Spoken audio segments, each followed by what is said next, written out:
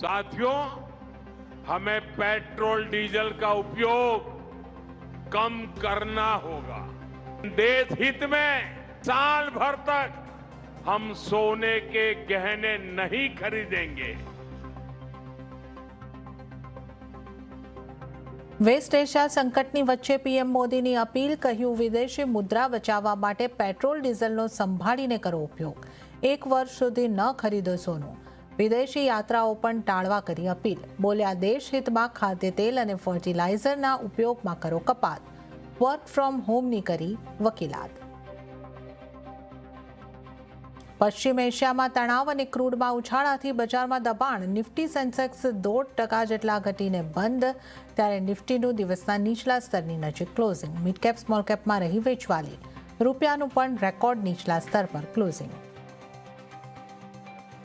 એપ્રિલમાં એસઆઈપી ઇન્ફ્લોમાં ઘટાડો, રૂપિયા 32,087 કરોડથી ઘટીને રૂપિયા 31,115 કરોડ પર નોંધાયો. ઇક્વિટી ઇન્ફ્લો પણ ઘટીને રૂપિયા 38,426 કરોડ પર નોંધાયો, પરંતુ મિડ કેપ અને સ્મોલ કેપ ઇન્ફ્લોમાં જોવા મળ્યો ઉછાળો. ગોલ્ડ ઇટીએફમાં વધારો.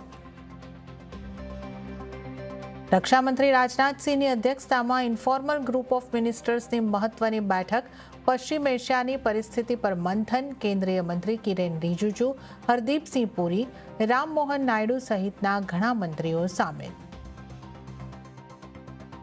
અમેરિકા ઈરાનની વચ્ચે ફરી વધ્યો તણાવ, ટ્રમ્પે ઈરાનની શરતોને કરી નામંજૂર, કહ્યું ઈરાનની શરતો નથી આવી પસંદ.